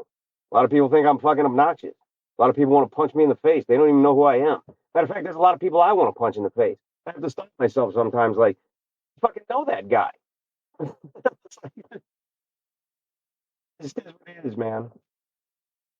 And then again, kind of like we were talking earlier, like humor kind of like ebbs and flows as time goes on. Like, again, what was funny then, not now, and it's like what people would never find funny is funny now. It's odd. Taste changes globally, I guess. Yeah, I think everybody can be funny though. I think everybody can be an artist. I think everybody could be a voice actor. People don't understand what I mean by that. It's like, well, that's simple, man. I don't have your voice. The only person on earth that has your voice is you. If you held a gun to my head and told me to sound like you, I couldn't do it. You might as well fucking pull the trigger. The only difference between me being a voice actor and you not being a voice actor is that I have a fucking microphone in front of my face. That's it. And people are like, yeah, but I don't know. I got a really boring and deadpan voice. I'm like, so? People need boring and deadpan voice actors. Look at fucking the guy that voices Archer and Ben from Dr. Katz, and he's got the same fucking boring deadpan voice and everything. Coach McGurk in fucking home movies. Like, what if he's like, oh man, what if people don't like the way I talk? Well, it turns out people like the way you normally talk, dude. Not giving yourself enough credit. That's just my opinion. People may or may not agree. Probably not, but whatever. It's not my job to make people agree with me. It's my job to eradicate the human race before the next full moon. This podcast is just the first step. Bingo. Baby steps, man. What is respect? I wouldn't know. That's a really, I don't know, that's kind of a loaded question. Respect is care. Like if I was to make you a sandwich, it would be a perfect sandwich or as perfect as I could get it. Not because I respect you, it's because I care about the sandwich and I care about you and I care how you're going to enjoy the sandwich. And I care how I look if I give you a shitty sandwich because I care about myself. I actually don't, but it's a nice sentiment. Sentiment. Sounds like a fucking brand of chewing gum that only people from Daneland eat or whatever country you're from. Ew. Licorice. We have licorice gum. I haven't seen that any other place. Yeah, I know, because if it's the black type, then let me just tell you how racist I am against black licorice. All right, it's the grossest shit ever made by anybody ever. I'm fine with I have no idea why or how. It's fucking disgusting, dude. It tastes like fucking NyQuil. Do you guys have NyQuil also? We have not invented that. I'm not sure what that is. Okay, it's a cold medicine that you drink, then you choke it down when you have a cold. That's what black licorice tastes like. It's fucking gross. It's just like what fucking Jägermeister tastes like. The only difference is Jägermeister has like sugar in it. It tastes like black licorice syrup with sugar in it. For those listening that's never had Jägermeister before, it's fucking gross. It's like the consistency of maple syrup without the maple in it, but then it tastes like black licorice with like one of those little pink packets of Sweet and Low. Like imagine that mixed with black licorice syrup, and that's what fucking Jägermeister is. Even alcoholics won't drink fucking Jägermeister. It's that fucking gross. But I mean, I'm not gonna judge you for whatever disgusting, horrible candy you people enjoy eating. Is that the only thing that you get? Like every time I mention candy from up your way, it's like, oh, licorice. I fucking love licorice. I mean, you guys have chocolate and Skittles and stuff too, right? Chocolate and Skittles. I've seen. Yeah, we do have chocolate and Skittles, but I've never seen anybody eat Skittles. We do have those, but I've never seen anybody buy those. Oh, okay. But at least you know what chocolate is, so you're not completely doomed yet.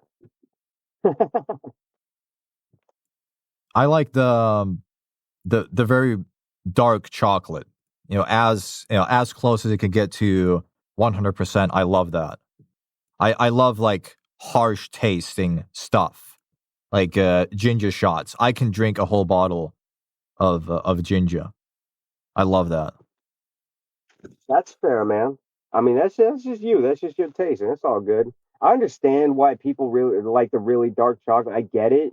I understand that. It's not really for. I like dark chocolate just fine, but like I don't go out of my way to get like super ultra black of night chocolate.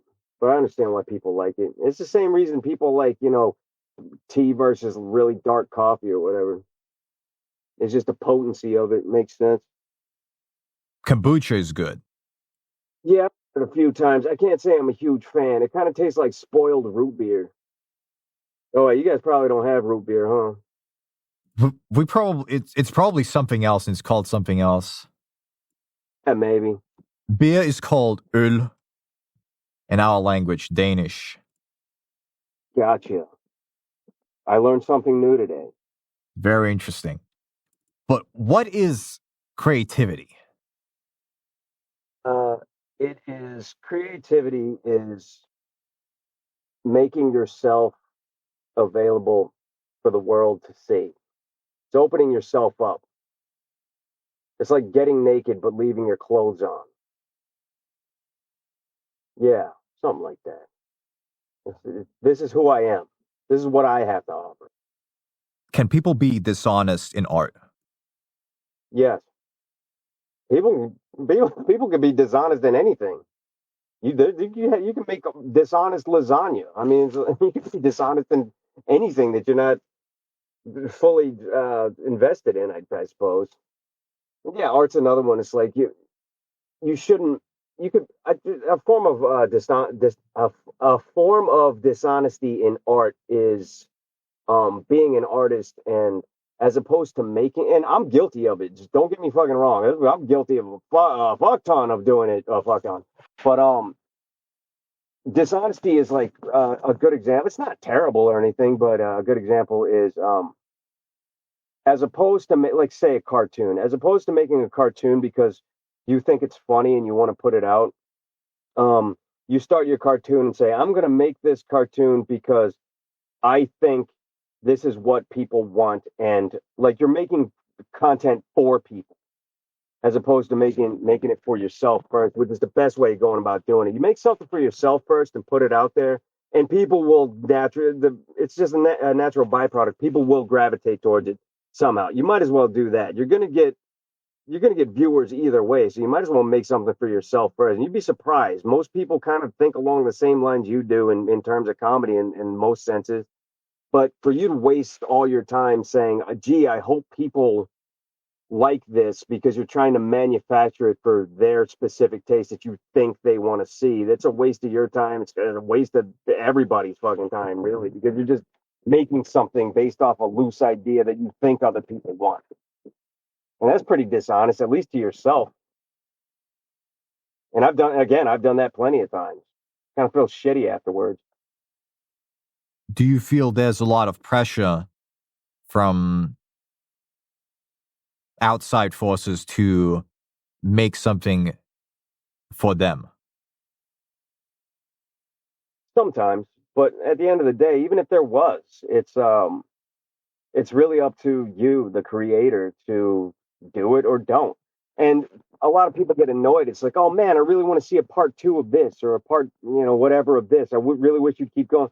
They're not trying to be mean as an audience. They're really not trying to be mean or get under your skin or anything like that. They're saying that because they want to see more of that. Like you did a good job the first time, and there's nothing wrong with that.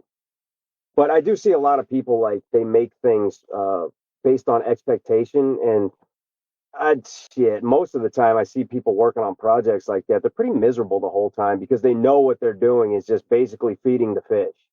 Like they don't want to do it, but it's like kind of expected of them to do it. So it's tough to say. I guess everybody's different though. Can people derive different forms of pleasure from being in the creation process?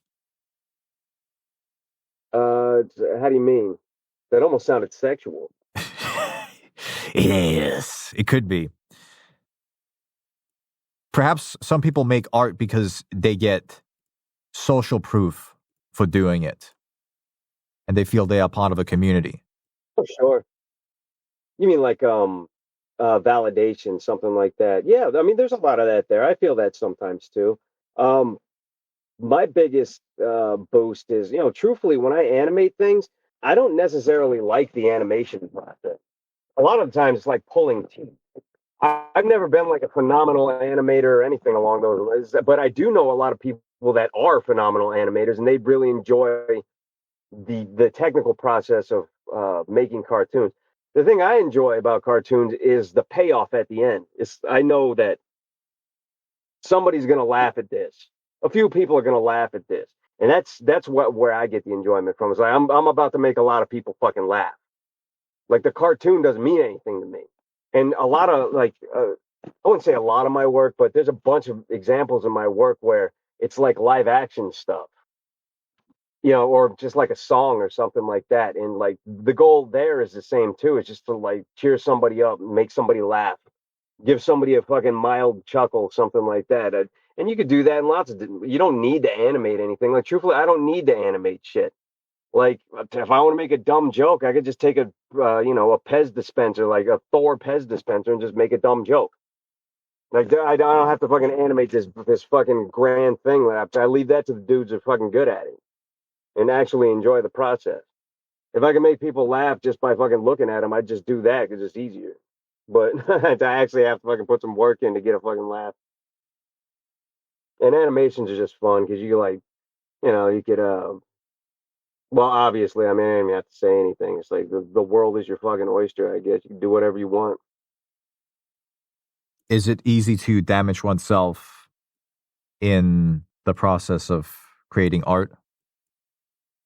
I wouldn't say it's easy. Um, it's easy to um, not realize it's happening. I think a lot of damage comes over time. You don't realize how worn out you're getting on something, or how overwhelmed something. It's just like your day to day routine. You don't really realize it until you have like a base comparison, something to compare it to. But I think it's the psychological end of it is probably more damaging than anything else. There's a lot of people are their own worst enemies at the end of the day. So especially in a world that's really dependent on approval, and like people really beat themselves up. And a lot of artists have just shocking amount of artists have a lot of anxiety and stress and depression. And I'm all about like there's nothing wrong with that, man. I've been there, am there, all kinds of shit. But I guess you could say yes. I don't know. That's kind of a loaded question too, and terrible answer. You're welcome. Thank you. Does one's experiences influence the art? Oh yeah, without a doubt. I mean, you see that all over the place, man. It's like how many times do you hear it daily when you hear somebody talk? So, wow, he really changed. It's like not really, dude. He's been the same person. It's just he's doing things that you're not used to or that you're not comfortable with. Like he went this way in life, and you went this way in life. Experience totally changes everything. It changes your outlook. It changes your perspective. It could change your sense of humor. Some people get bitter. Some people get happier. It's like, and you know, if anything, it's weirder when somebody never changes. They do the same thing for like 30 straight years. That's weird. Like, I personally like to see growth in people. Like, damn, dude, like, where did that come from? Never know what people's capable of. What people are capable of, rather. Do you feel doing difficult tasks is mandatory for improvement in one's skill level? Absolutely, yeah. And challenges are good too. Matter of fact, you should be angry if somebody tells you that you can't do something. Like, I bet you can't do something. It's like, fuck you, yeah, I can. Watch. Even if it's super difficult, it's like you'll figure it out, man. Figure out a way. Don't let somebody tell you can't do something. It's bullshit. And difficult tasks. And you know what? When you accomplish one difficult task, next time you do it, it's not all that hard. It's like making an omelet, dude. First time you make an omelet, you're like, oh fuck, what if I fuck up? And you keep fucking up omelets, and then you finally get one done. It's like, good, I can make an omelet now. Now you're just making omelets. Remember when that was a difficult task? Not anymore. It's like a life is like an RPG, man. You're always building your meters up to take on more shit until you get to the final boss. And then you die and it's game over. And you never win. The end. But it's fun playing. It's fun playing. It's a fun ride. What are your advice for talking to people? Stop caring so much. Feel like, I used to have a lot of anxiety too. In some ways I still kind of do. But for talking to people, just stop caring so much, dude. Like, people forget, like, they walk. A lot of anxiety has to do with people walking around assuming that there's always a spotlight on them, and that everybody's scrutinizing everything they do and all their movements and everything they say. So it does more harm than good, because now you're fumbling over everything you do and say, because you're constantly worried. And it's not in a negative sense. It's not necessarily, it's not selfish in like the definition, but it's kind of like selfish for you to, you're sitting there like always like, but what about me? Like, what do people think about me? It's like, dude, just stop caring. When you're worried about everything you say and that you do, other people are worried about what they say and what they do. Like, pretty much everyone's in the same fucking boat, man. It's like, but the day you stop caring is the day you just talk. And if somebody doesn't like what you have to say, fuck it, walk away. Who cares? What are they going to do? Call the cops? Like, nobody cares. So I feel like so many people spend most of their days, which all stack up into most of their lives, worrying about nothing, things that don't need to be worried about. And look at standard like situations, like everyday situations. Like, you look back at them, you're like, why was I so fucking worried about that? Like, exactly. It's like, why were you? You stop yourself beforehand. You don't have to worry about that kind of shit anymore. Just stop caring so much. And then what people call confidence is a natural byproduct of that. That doesn't mean be an asshole. It's just like, stop caring so much. You can talk to anybody. Also, booze helps a lot. Just get really drunk. Just don't get too drunk. Because when you're too drunk, now you're an asshole and you're making a fool of yourself and you want to fight everybody and saying dumb shit. And then some guy has you on camera and now you're on TikTok pulling your dick out. So yeah, watch your drinking. The end. And this concludes. Is it important to have idols? Not necessarily. Do you think it's important to have idols? I think looking at people's achievements and habits that are beneficial to what you perceive as value can possibly be of help.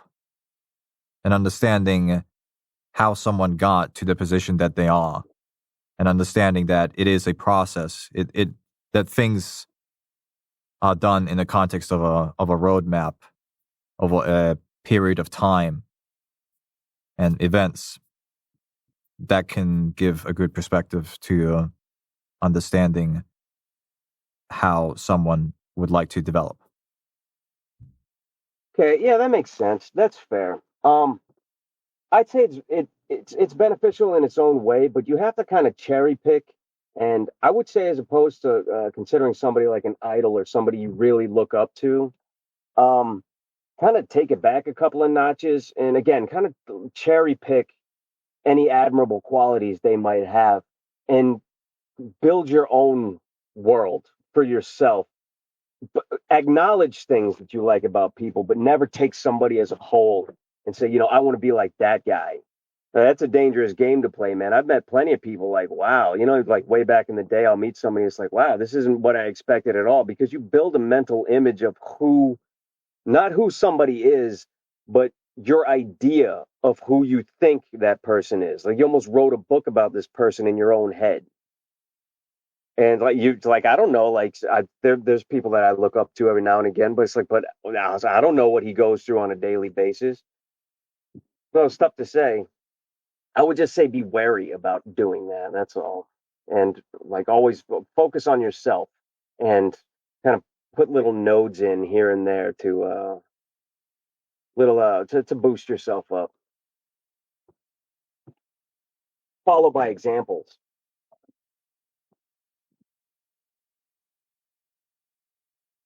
Because I certainly can't give you my plan for life. And you can't give me yours neither. It's the only people that can follow those to follow our plans are just ourselves. I wish I had better answers for you, but I didn't know this was going to be such a deep podcast. I thought you were going to talk about like asses. Well, what can an ass do? The abilities, the RPG skills that an ass has. Well, what can't an ass do? That's a better question, dude. No, you don't have to answer that, by the way. I was just being, Thing like drawing with an ass. That's a bit difficult. not really. I've seen artists sell their paintings by sticking a paintbrush up their ass and squatting over a canvas. I'm not even trying to be funny. I've seen that before. That's just a fact.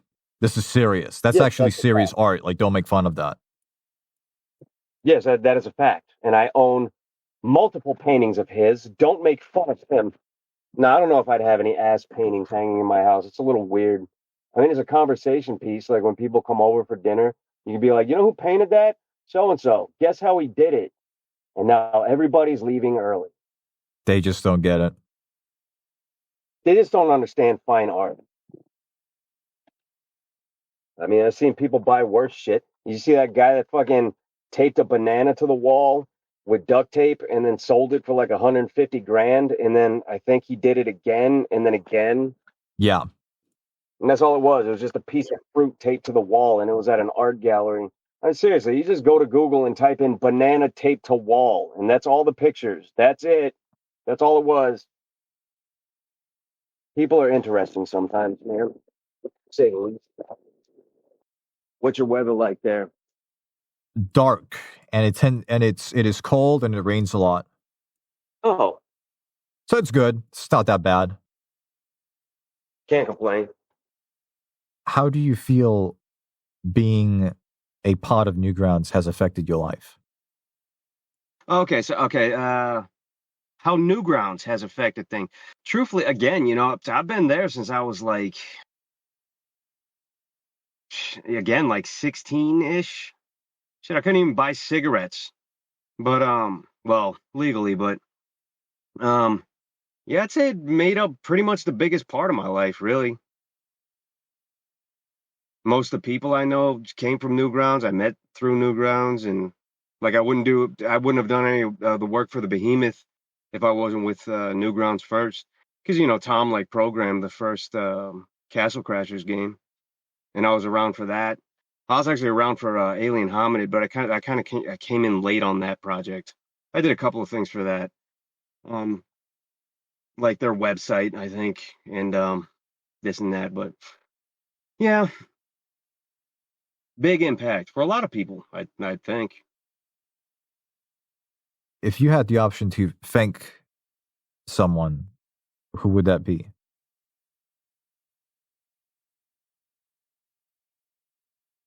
Tom, thanks, Tom. That's Tom of newgrounds.com. Because there's a lot of Toms out there. There's a couple of douchebag Toms. But yeah, I was talking about that Tom. Oh no, he's just the first guy that popped into my head, so I said Tom. What, you didn't think I was gonna say my dad or something? Fuck him. I was thinking about Tom. Yeah, Tom. Back in the day, Tom was like, he's really easygoing. I mean, he still is, but like, I was like, the whole reason I got into Newgrounds to begin with, like really into Newgrounds, and like part of the staff and all that to begin with, because Tom was just kind of open minded. I used to browse Newgrounds a lot, and I just contacted Tom, and I was designing websites at the time, and I just contacted Tom out of nowhere, and I was like, "Hey Tom, I think it would be cool if Newgrounds looked like this. And I just kind of, it's one of those things where people kind of it's easier to persuade. Like I wasn't trying to persuade anybody, but it's easier to get your point across by example. Like I can't just, it's like if I was to go up and say, I think it'd be better if your site was different looking. It's like, okay, well, thanks for the fucking feedback. But I actually did it. I was like, I redesigned the thing and I sent it to him and I was like, if it looked like this, I think it would be pretty cool. He was like, all right, cool. And then after that, it was like, well, how would you feel about coming up here and doing that to the whole fucking site and staying on for a while? And that's where it all started. It's like, that's kind of a good tip for people. It's like, for example, a lot of people want to be voice actors. Like you could talk until you're blue in the face, but like show them something. It's like, I want to be a voice actor. Here's why. I dubbed this anime and I think it's funny. See, now they have an example to see, like something to go off of. Whereas like, I want to be a chef. It's like, well, cook me something, man. Like, so, trust me, I cook really good food. Just give me a restaurant. I ain't gonna fucking give you a restaurant, man. I don't know if you cook good food or not. But yeah, that's so. Yeah, I think we're still on that question. But yeah, I thank Tom because that pretty much opened up. It's just like a tree with lots of branches. Like all the branches started from like that. Otherwise, I'd probably still just be doing. I still do freelance web design and stuff here and there, but I'd probably still be a web designer as a career now. And I don't know how much I'd enjoy that. It gets kind of old over the years. Especially because your work as a web designer, like people need to understand, it's like, oh, web design is really cool. It's like, well, it's kind of gone a completely different direction. These days, people don't want anything flashy. They want simplicity, and that's fair. That's fine. They want functionality, and that's obvious, and that's fair. But a lot of web design isn't what it used to be. A lot of it's very technical and very boring. Most of web design is programming. It's like, like, I know you want to make shit pretty, but like, are you willing to roll your sleeves up and work in notepad documents for weeks on end? It's a pain in the ass sometimes. A lot of people don't see that. Being a graphic designer is a bit different. You just make something pretty and turn it in. But then again, with being like a logo designer, a graphic designer, like company branding and stuff like that. Um, but websites, especially, it's kind of a hollow business because unless you personally keep a backup, the internet shifts and changes. Like things that used to work don't work anymore, visually and like mechanically. Like it just, or not mechanically, or technically, they just don't work. So like, long story short on that, you'll dump like months of your time, yeah, sometimes a year or two of your time into designing a website. And a couple years later, it doesn't even exist anymore. So all that work is just gone. You know what I mean? But when you can make like a cartoon or a little comedy skit or song or something like that, if you're a musician, you put that out there, it's there. People will still be listening to your music long after you're dead, whether they like it or not. What is something that you feel young people learn too late? That's kind of weird because I think a problem with young people is they're learning a lot of shit too early. You know what I mean? Like, god damn, you shouldn't know that. You're like 11 and you know what fisting is already? Jeez. But what people learn too late. Oh man, that's a good one. I don't know. What's an example? What do you think? How to do taxes and not being afraid of like researching how to Oh, you mean look like at. in a broader sense? Oh, that's easy. Cook. A lot of people don't fucking learn that at all, and they're like fucking 30, talking could barely make a sandwich. Well, you don't have nobody's asking you to be Gordon Ramsay for God's sakes, but it's like seriously, you don't know how to boil water? What the hell's wrong with you? Like you're old enough to have 3 kids and you can't fucking make pancakes. You don't even know the theory behind it. They don't even have to be good pancakes. But yeah, cook. I think everybody should know how to cook. Everybody should know how to cook at least something. And that's the thing with cooking too. It's like, dude, if you ever boiled water in a pot to make instant ramen noodles, then there's no end to the shit you can cook. Congratulations, you already know like 90% of what you need to know in order to cook an infinite amount of meals. People, and plus everybody likes to eat. Well, most people do. So Just having that one in your little skill set is it's always a bonus. Like, what are we doing? I'm cooking tonight. So there you go. Now you're a fucking champion. Everybody likes a good meal. Indeed. What do you guys eat out there? Like frog eggs and like wheat toast and porridge? We eat this, what's very popular, something called ropro. It's this really dark bread. And there's another thing called leopostite, and that is liver that is like mushed, and then you put it on the rough bread. Oh, it's like a spread. It's Okay, yeah, it's like a that makes spread. sense. I don't know. I'd try it. Why not? It is like also like uncommon here to like eat chicken heart and chicken liver, but I do. Yeah, that's pretty uncommon. Especially with the heart, but it really depends on where you go. Like for example, I don't know how familiar you are with the states, but I got a lot of family all over the place, and in the South, it was pretty common for at least members of my family. There's a lot of restaurants nearby that they would they have fried chicken livers on the menu, and you could just get a takeout bucket of nothing but chicken livers. And I've had them before. They're not bad. Kind of taste like eating pennies, but they're really not bad. Pennies, the American currency, the coin. They taste like copper. I should have just said that. Like salty copper. I think livers are weird for people in general because don't the livers on most animals they filter out all the shit? So you're basically eating like a cigarette butt of the body. I don't know. I'm not a botanist. No, that's plants, but whatever. Do you feel people are capable of being themselves? Yeah, I think it takes a long time to learn and feel comfortable with being yourself, though. Figure most of our lives we're worried about judgment too much. So we are who we expect, who we are who we think the world expects us to be for the most part. Don't do this, don't say that. I kind of blend in but yeah, to be yourself, yeah. Now to be yourself in public, that's a harder task.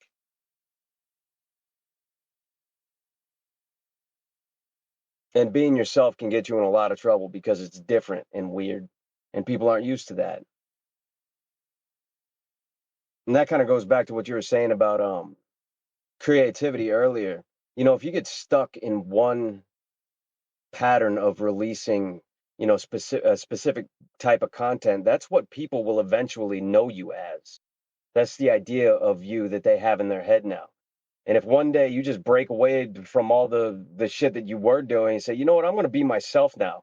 Now you're public enemy number one because that's not what people are used to. That's not you to them. But little they know, now you're just being yourself. You're being who you actually are. And people don't like that because it's confusing. People don't like to be confused. And when they're confused, they lash out. But, you know, that's a story for a different day. Do people have a bad relationship with the concept of failure? I think so. I've known plenty of people who fail once and never try again. And I suppose there's nothing really wrong with that, but I feel like people are a little too hard on themselves. And, you know, it's all about perspective at the end of the day. You know, you could be a musician and you put out a song and you hate it and you hate yourself for making it, but that's just your perspective. You know, it's like you're your own worst critic sort of thing. It's really true because people don't see your work as you see your work and vice versa. I mean, look at half the shit that you like. It's like you genuinely like it, and for all you know, the artist, but more often than not, hates it and hates the fact that you like it. So it's interesting like that. How do you feel when you make someone laugh? Like I need to do it again. Makes me feel good. It's like a drug. It's like one of those things. It's like, I don't know. It's hard to explain. Making other people's lives better for a lot of people is what makes my life seem better, at least on the surface to me. Like I'm doing something right. It's a matter of numbers, like mathematics. It's like, all right, let's just say, hypothetically, I fucking hate myself. That's not even hypothetical because I do. But if I can make five people hate themselves less or make their day better, then just by math alone, my day gets better. And if you could do that 100 times over, then that's perfect. So maybe it's a selfish thing at the end of the day. I make people laugh for me, for me, and my personal enjoyment and happiness. It's all been a ruse this entire time. Do you feel laughter can heal people? Yeah, it ain't curing cancer anytime soon, but yeah. Yeah, people forget that healing isn't just a physical thing. It's a mental thing, it's a coping thing. Humor can do a lot for people. Make people feel like they're the big one is to make people feel like they're not so alone. Like, oh wow, we have the same perspectives. We laugh at the same thing. I'm not weird. It's like, nah, dog, believe it or not, you're not weird. It's really beneficial. It's critical in a lot of ways. Imagine a world without it. It would be terrible. Indeed. What does it mean to be friendly? It means, I'm looking for the words. It's not inviting. Friendly is like, again, it kind of goes back to opening up, and friendly is man, God, man, these questions, it's hard to explain. It's making people feel, I guess again you could say that they're not alone, but it that they're not threatened by your presence.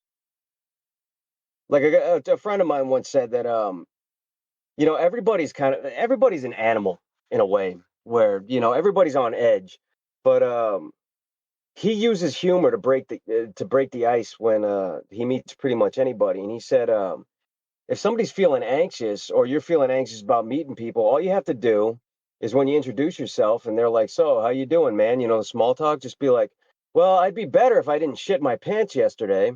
More often than not, you're going to get a laugh out of it, but it also disarms people because who talks about shitting their pants? But it puts friendliness puts you on the same level as them and brings like it balances the scales. You know what I mean?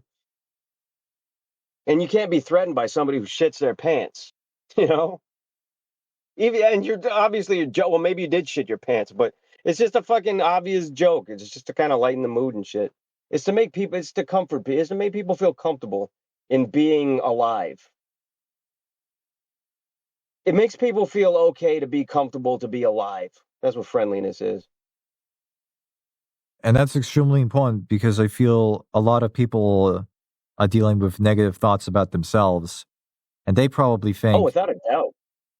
that they can misdrew someone's behavior as, oh, they don't like me. I did something incorrect. Yeah, absolutely. And that happens more often than people think too. It's like, oh man, I'm probably the only person that feels that way. No, dude, I can almost guarantee you, fucking 90% of the world feels the same way. They just don't. They're not vocal about it. Like they either bottle it down or don't say anything. It's like, oh, maybe, yeah, like you said, like, oh man, maybe I fucked up. It's like just make people feel comfortable. Yeah, make people feel comfortable fucking up. I just make people feel comfortable being weird, quote unquote. It's like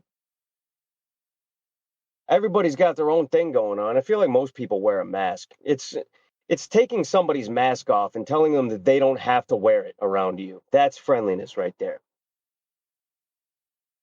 And these are masks that we built for ourselves. Like the world needs to see me this way, so I've constructed this really intricate mask. It's like, dude, no, you can take that off around here. No masks allowed. Just be yourself. Because I'm not gonna judge. I got my own fucking problems. I'm too busy to judge other people these days. How do I ask a good question? I don't know, because you've been doing pretty bad at it. Hmm. I I'm have just to fucking with you, connect a man. formula. Oh, there you go. You just connect a formula. That's how it's done. Is how would I ask a good question? I don't know. That's actually a really good question. That's some Inception shit. Net, can I pass? Can I just pass questions? Yes, you can pass questions. Pass. All right, guys. This has been Alistair's podcast, uh, featuring me. It's your boy, Stamper. I'm sorry I wasted all your time with my bullshit, stupid answers, and maybe his next guest will be more entertaining and valuable to you. I hope you have a blessed day. Even though I'm not religious anymore, I kind of gave up on that whole magical guy in the sky sort of thing a while back. I know some of you guys are still religious, but being newgrounds, probably not so much. And to eat something good for dinner, treat yourself, and I'll see you around.